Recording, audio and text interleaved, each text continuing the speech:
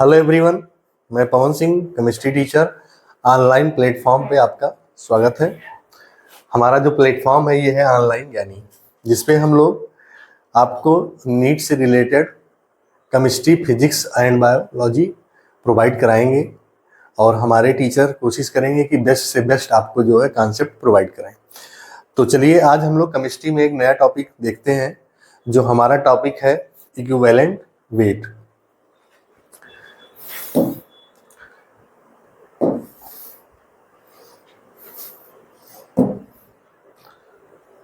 हमारा टॉपिक क्या है? इक्विवेलेंट मास। अच्छा ध्यान देना, इक्विवेलेंट मास जो टॉपिक है इसको हम लोग पढ़ेंगे और इसी में मेन टॉपिक जो हमारा है वो है क्या? Gram equivalent. क्या है? Gram equivalent. तो ग्राम इक्विवेलेंट क्या होता है और मास इक्विवेलेंट क्या होता है, इसके बारे में हम लोग आज सीखेंगे। तो ग्राम इक्विवेलेंट को पढ़ने के पहले हम लोग सीखेंगे क्या है इक्विवेलेंट मास, क्योंकि जब तक हम लोग ग्राम इक्विवेलेंट नहीं मास इक्विवेलेंट नहीं देखेंगे या इक्विवेलेंट मास नहीं समझेंगे तब तक हम ग्राम इक्विवेलेंट को निकाल नहीं पाएंगे, क्योंकि इनका दोनों का एक कोरिलेशन है, दोनों का रिलेशन है। और इसका यूज जो है केमिस्ट्री में बहुत सारे जगह न्यूमेरिकल में यूज आता है। जो हमारा फर्स्ट लेसन है some basic concept of chemistry, और उसमें एक पार्ट है कंसंट्रेशन यूनिट जो है नॉर्मेलिटी का है। तो नॉर्मेलिटी में आपका ग्राम इक्विवेलेंट वेट यूज होता है। तो स्टार्ट करते हैं। इक्विवेलेंट मास क्या है? Equivalent mass. तो इक्विवेलेंट मास क्या होता है? Equivalent mass equal to molecular weight upon X. Molecular weight upon X, ये एक्स फैक्टर है। क्या है? X factor. और एक्स फैक्टर कौन सा? इसको बोलते हैं हम लोग वैलेंसी फैक्टर। क्या है? वैलेंसी फैक्टर है। अब यहां पे एक्स को हमने वैलेंसी फैक्टर बताया आपको। अब ये वैलेंसी फैक्टर किस पे डिपेंड करता है? फॉर एग्जाम्पल, जैसे हमने एसिड की बात की, किसकी बात किया? एसिड की। और यहां पे हमने बेस की बात किया और नेक्स्ट है हमारा साल्ट। क्या है? Salt. Acid, base and salt, ये तीन हमारे कंपाउंड हैं। इन तीनों के एक्स फैक्टर को कैसे हम लोग फाइंड करेंगे और इस एक्स फैक्टर के रिस्पेक्ट से हम लोग इक्विवेलेंट मास का कैलकुलेट करेंगे। तो जो एसिड होता है, एसिड का एक्स फैक्टर जो होता है वो होता है इसका बेसिसिटी।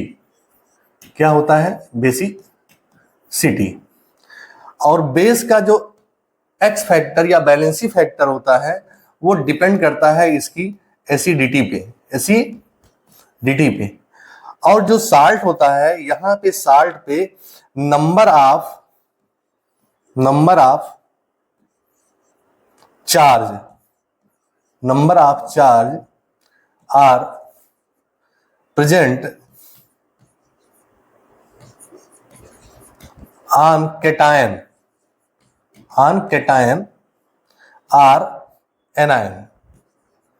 मतलब जितने नंबर ऑफ चार्ज कैटायन पे प्रेजेंट होंगे या जितने नंबर ऑफ चार्ज एनायन पे प्रेजेंट होंगे, वो दोनों में से किसी एक को हम लेंगे, या तो कैटायन को लेंगे या तो एनायन को लेंगे। ठीक, तो वही क्या होगा? उसका बैलेंसी फैक्टर होगा। अब इंपॉर्टेंट पॉइंट है कि बेसिसिटी क्या है और एसिडिटी क्या है। बेसिसिटी, जैसे एग्जांपल ले रहे हैं, हमने लिया यहां पे H2SO4। क्या है ये? H2SO4 सबको पता होगा, बहुत बेसिक चीज है, सल्फ्यूरिक एसिड है। तो बेसिसिटी को डिफाइन कैसे करेंगे कि number of hydrogen atom produce per molecules of an acid is known as basicity. मतलब एक मोल या एक मॉलिक्यूल्स ऑफ एसिड से जितने नंबर ऑफ हाइड्रोजन्स प्रोड्यूस होते हैं वही उसकी क्या होती है? बेसिसिटी होती है। तो यहां पे देखेंगे हम लोग, जैसे ये एसिड है तो इसकी बेसिसिटी यहां पे 2H प्लस और फिर क्या आएगा? SO4 माइनस 2 चार्ज आएगा। क्या आएगा? 2H plus and SO4 minus 2 आएगा। तो ओवरऑल जो इसकी बेसिसिटी देखी गई, ये क्या आ गई निकल के? 2 आई। तो इसका एक्स फैक्टर क्या हो गया? 2 हुआ। ऐसे एग्जाम्पल देखेंगे, जैसे मान लीजिए हमने देखा HCl का। क्या है? HCl का। तो HCl में कितने हाइड्रोजन यहाँ पे हैं? एक हाइड्रोजन निकल गया और प्लस NO3 कितने आए? -1 इक्वल टू बेसिसिटी क्या हुई इसकी? 1 हो गई। जैसे यहाँ पे नेक्स्ट एग्जाम्पल हमने लिया HNO3, तो HNO3 H प्लस और प्लस क्या है NO3 -1। अब यहाँ पे कितने हाइड्रोजन है? Only 1 hydrogen. कितने हैं? 1 हाइड्रोजन। तो इसकी भी बेसिसिटी क्या हो गई? 1 हो गई। क्या हो गई? 1 हुई। तो ओवरऑल अगर हमें इसका क्या निकालना हुआ? Equivalent mass. क्या निकालना हुआ? Equivalent mass. तो हम कैसे निकाल लेंगे? अब देखिए H2SO4 का इक्विवेलेंट मास निकालना है। इक्विवेलेंट मास किसका निकालना है? H2SO4 का। H2SO4 तो क्या हो जाएगा? Molecular weight. अब मॉलिक्यूलर वेट H2SO4 का कितना होता है? इसका H2SO4 का होता है 98 ग्राम। कितना होता है? 98। HCl का होता है 36.5 और HNO3 है तो हाइड्रोजन का 1, हाइड्रोजन का 1 होता है, नाइट्रोजन का होता है 14, अब ऑक्सीजन का 16, 1 एटम का 16, तो 3 का 16 3 48, तो 48 हो जाएगा। तो 8 4 12 और 1 13, ये 1 और क्या हो जाएगा? 4 1 5 और 1 6 हो जाएगा कितना? 63। तो सबसे पहले इक्विवेलेंट मास किसका निकालेंगे हम लोग? एसिड H2SO4 का। तो H2SO4 का क्या हो जाएगा? 98 डिवाइड बाई इसका बताइए एक्स फैक्टर कितना आया है? 2, तो इक्वल टू कितना हो जाएगा? 49। क्या होगा? 49 हो गया। ऐसे हम HCl का निकालें। किसका? HCl का। तो HCl का इक्विवेलेंट मास क्या होगा? 36.5 डिवाइड बाई 1, डिवाइड बाई 1, तो कितना आएगा? इसका 1 ही आएगा। इसका आएगा 36.5 आएगा। ये हो गया। अब क्या बचा आपके पास? Equivalent mass of HNO3। तो HNO3 का इक्विवेलेंट जो मास होगा क्या हो जाएगा? Molecular weight upon x factor. तो मॉलिक्यूलर वेट कितना इसका है? 63 और डिवाइड बाई 1 इक्वल टू कितना आएगा? 63। तो इस तरह से हम लोगों ने किसका सीखा इक्विवेलेंट मास निकालना? एसिड का। किसका? एसिड का। अब एसिड में भी जो है आपके जैसे यहां पे तो टोटल जितने नंबर ऑफ हाइड्रोजन आइटम है उसके बेस पे हमने निकाल लिया, लेकिन कुछ एसिड ऐसे हमारे हैं जिसमें नंबर ऑफ हाइड्रोजन तो दिखेंगे कुछ, लेकिन उसकी बेसिसिटी कुछ होगी। जैसे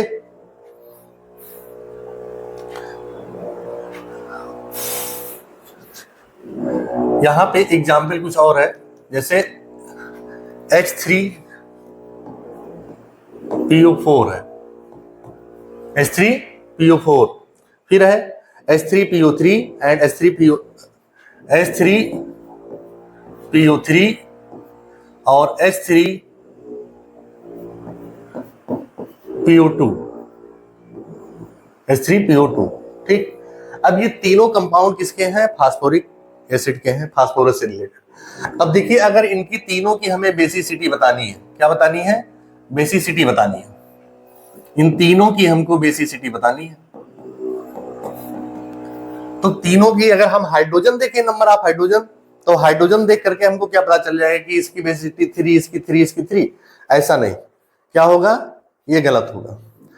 इसका हम स्ट्रक्चर के बेस पे निकाल के देखेंगे। जैसे पहले का स्ट्रक्चर बनाते हैं हम लोग H3PO4 का, तो फास्फोरस है, फास्फोरस, और फास्फोरस से क्या लगा है यहाँ पे? ऑक्सीजन। क्या है? ऑक्सीजन। कितने ऑक्सीजन यहाँ पे हैं? Total 4 oxygen. कितने हैं? 4 ऑक्सीजन। 1 2 3 and 4 oxygen. अब ये 4 ऑक्सीजन है, ठीक। अब चारों ऑक्सीजन से क्या जुड़े हैं यहाँ पे? एक इससे हाइड्रोजन लगा हुआ है, यहां से हाइड्रोजन लगा है, और यहां से। तो जितने number of hydrogen atoms are oxygen से अटैच है, ये ऑक्सीजन से अटैच है, ये भी अटैच है, ये भी अटैच है, तो इसकी बेसिसिटी क्या हो जाएगी? इसकी बेसिसिटी होगी 3। तो इसकी बेसिसिटी क्या आ गई? 3 आ गई। सेकंड है H3PO3, H3PO3, तो H3PO3 इसका स्ट्रक्चर हम देखेंगे तो phosphorus, oxygen double bond, oxygen कितने यहाँ पे, टोटल 3 ऑक्सीजन है, 1 तो देखिए इससे हाइड्रोजन जुड़ा हुआ है, इससे हाइड्रोजन लगा है, और यहाँ पे एक हाइड्रोजन क्या है, डायरेक्ट लगा हुआ है फास्फोरस से। तो बेसिसिटी क्या होगी इसकी, ओनली यही हाइड्रोजन रिमूव होंगे, तो इसकी बेसिसिटी क्या हो गई, 2 होगी। लेकिन अगर इसका स्ट्रक्चर हम ना देखते तो डायरेक्ट बता दे तो क्या हम 3, तो ये गलत हो जाएगा। तो स्ट्रक्चर के बेस पे इसको ऑब्जर्व किया। थर्ड है आपका H3PO2, H3PO2, H3PO2 में देखेंगे हम स्ट्रक्चर इसका, देखिए phosphorus, double bond, oxygen, oxygen कितने यहां पे हैं, 3, 1 and 2। अब देखिए यहां पे H3PO3 था, यहां पे क्या है, H3PO2 है, H3PO2 ओनली। तो ये जो है एक ही 2 ही ऑक्सीजन है, और हाइड्रोजन कितने हैं, 3 हैं। तो एक हाइड्रोजन तो यहां अटैच होगा इसके साथ, और यहां पे एक ऑक्सीजन अटैच होगा इसके साथ, एक हाइड्रोजन, और एक हाइड्रोजन क्या होगा, ये डायरेक्ट हो जाएगा। तो देखिए ये 2 हाइड्रोजन जो है ये ऑक्सीजन के साथ अटैच नहीं है, ये किससे है, डायरेक्ट P के साथ है। तो यहां पे सिर्फ किसके साथ है, O के साथ एक ही हाइड्रोजन है, तो इसकी जो बेसिसिटी हो गई क्या हुई, 1 हुई। तो यहां पे 3 फैक्टर हैं, H3PO4, H3PO3, H3PO2। तो तीनों के अलग अलग बेसिसिटी है, लेकिन नंबर आप, जैसे हमने यहां पे अभी पढ़ाया था, इसको क्यों बताना पड़ा, जैसे आपने लिखा था H2SO4 देखा, HCl देखा, HNO3 देखा, तो इस तीनों में क्या है, जितने नंबर आप हाइड्रोजन एटम है उतनी उसकी बेसिसिटी है। तो अगर इसी के बेस पे इसको ऑब्जर्व करेंगे, जितने नंबर आप हाइड्रोजन है क्या उसकी बेसिसिटी वही है, तो ऐसा गलत है। यहाँ पे क्या है, इसके स्ट्रक्चर के बेस पे हमने इसको निकाल के देखा, जो आपके कंपटीशन के लिए इंपॉर्टेंट है। ठीक, अब इस तरह से हमने क्या देखा कि जो बेसिसिटी के बेस पे हम लोगों ने किसी भी एसिड का इक्विवेलेंट मास निकालते हैं। अब आगे देखेंगे बेस का, इसका देखेंगे हम लोग। अब हमको किसका देखना है, हमने एसिड का निकाल लिया ऑन द बेसिस ऑफ किसके, बेसिसिटी पे। अब देखेंगे नेक्स्ट हम लोग बेस के, किसके देखेंगे, बेस का कैसे निकालते हैं हम लोग इक्विवेलेंट मास।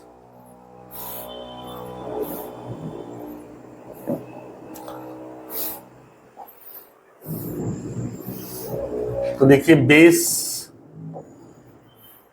क्या बताया था हमने, ये किस पे डिपेंड करता है, ये डिपेंड करता है एसिडिटी पे। किस पे डिपेंड करता है, एसिडिटी पे। अब एसिडिटी क्या होती है, एसिड में क्या था, नंबर ऑफ हाइड्रोजन एटम थे, यहां पे नंबर ऑफ OH एटम होंगे। तो जैसे सोडियम हाइड्रोक्साइड है, मैग्नीशियम हाइड्रोक्साइड है, ठीक, या कैल्शियम हाइड्रोक्साइड, ये सारे क्या है, बेस लिया। तो इसकी एसिडिटी क्या होगी, number of hydroxyl ions produce per molecules of base is known as acidity. जैसे यहां से कितने OH निकलेंगे, यहां से एक OH माइनस आएगा और एक Na प्लस आएगा, यहां से क्या होगा, Mg2 प्लस और 2 OH माइनस आएंगे, यहां से क्या होगा, OH माइनस 2 और प्लस Ca प्लस 2, ये निकलेंगे। तो इसकी एसिडिटी क्या हो गई, 1, इसकी एसिडिटी क्या हो गई, 2, और इसकी एसिडिटी क्या हो गई, 2 हो गई। ठीक है, तो इस तरह से इसकी एसिडिटी हम लोग निकाल लेंगे। अब क्या है, अगर इक्विवेलेंट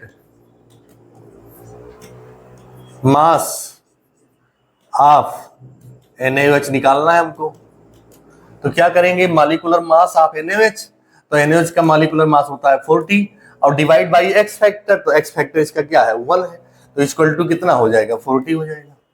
क्या होगा, 40 होगा। ऐसे इसका मॉलिक्यूलर मास रख के X फैक्टर रख देंगे, इसका भी मॉलिक्यूलर मास X रख के इसको भी आप निकाल सकते हैं। तो इस तरह से बेस की हम लोग जो है इक्विवेलेंट मास कैसे निकालेंगे, ये हमारा हो गया। नेक्स्ट अब क्या करेंगे हम लोग, आगे देखेंगे साल्ट से रिलेटेड। किससे? साल्ट। तो देखिए जो साल्ट है, साल्ट हमने क्या बताया था कि नंबर ऑफ कैटायंस या नंबर ऑफ एनायंस पे जो चार्ज प्रेजेंट होते हैं वही क्या होता है, उसका एक्स फैक्टर होता है। जैसे एग्जांपल यहां पे लिया NaCl है, क्या है? NaCl सबसे सिंपल एग्जांपल है। तो Na क्या है? प्लस होता है, क्लोरीन क्या होता है? माइनस होता है। तो इस पे चार्ज, इसको जैसे अलग कर दें हम, तो ये Na प्लस है और फिर क्या है? Cl minus. तो ये हमारा क्या है? कैटायन है, ये क्या है? एनायन है। तो number of charge present on cation and anion is the x factor.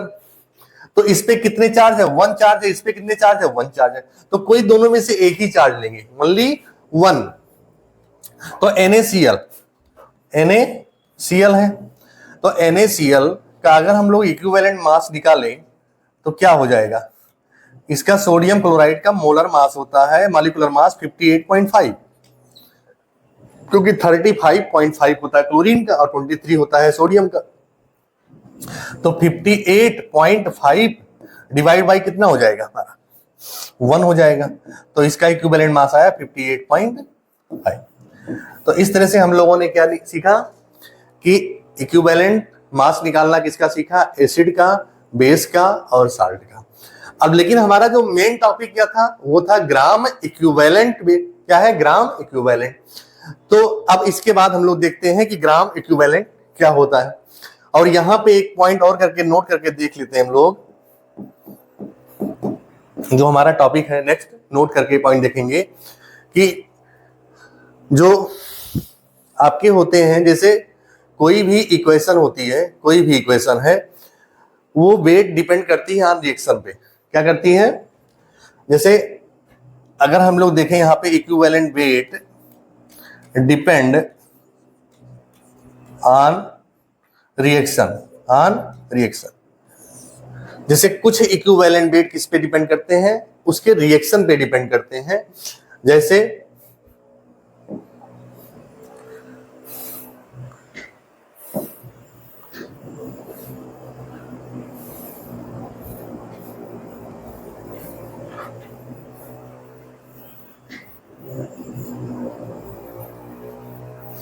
एक टॉपिक ये हम बताएंगे आपको नोट करके कि equivalent weight depend on reaction.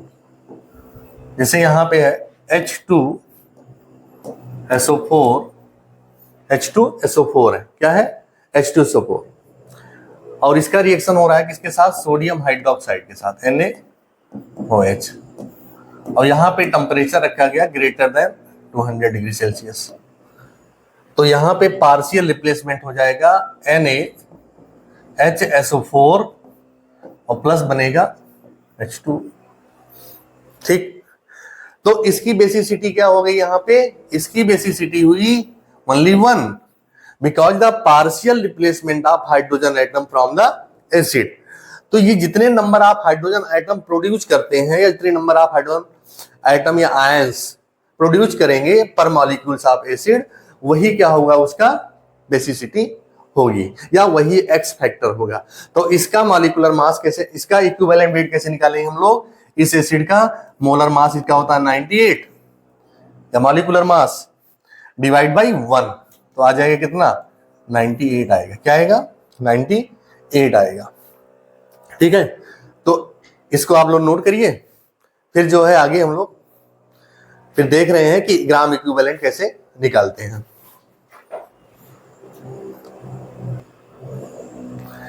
तो देखिए जो हमारा मेन टॉपिक था ग्राम इक्विवेलेंट। तो ग्राम इक्विवेलेंट क्या होता है? Gram equivalent equal to mass upon equivalent weight. तो अब देखिए इसको कैसे हम लोग, यहाँ एक क्वेश्चन से इसको सीखेंगे हम लोग। जैसे क्वेश्चन है find the number of gram equivalent, find the number of gram equivalent 0.4 gram NaOH and 0.98 gram H2SO4 है। तो एक चीज ध्यान देना, हमने मोल पढ़ा होगा। तो नंबर ऑफ मोल क्या होता है? Given the mass upon the molecular weight, given the mass upon the molecular weight. तो सेम वही पोजीशन है, मास अपान इक्विवेलेंट वेट, मास अपान इक्विवेलेंट वेट। तो यहाँ पे अगर हम लोग क्वेश्चन सॉल्व करेंगे, जैसे पहला क्वेश्चन देखा तो पहले क्वेश्चन में कितने ग्राम दिया है, 0.4 ग्राम दिया है, 0.4 ग्राम क्या दिया है, NaOH दिया है। अब इसको हमें क्या निकालना है, इसका ग्राम इक्विवेलेंट निकालना है। तो इसका जो हो जाएगा ग्राम इक्विवेलेंट किसका, NaOH का, इक्वल टू क्या होगा, कितने ग्राम दिया, 0.4 ग्राम, 0.4 डिवाइड बाई इक्विवेलेंट वेट। तो इक्विवेलेंट वेट हमने क्या कैसे सीखा था कि इक्विवेलेंट वेट या मास, मोलर मास या मॉलिक्यूलर मास अपान एक्स फैक्टर। अब इसका बेसिसिटी था, तो इसका क्या आ जाएगा बताइए, इसका होता है मोलर मास 40 ग्राम और डिवाइड बाई 1, तो इसका क्या आ गया, इक्विवेलेंट मास 40 आया। इसका क्या इक्विवेलेंट में आया 40, तो डिवाइड बाई 40 कर दो, तो इक्वल टू कितना आ जाएगा, आंसर आपका 0.1 आ जाएगा। तो पहले का आंसर क्या आ गया हमारा, gram equivalent of sodium hydroxide 0.1। Second देखेंगे हम लोग, सेकंड है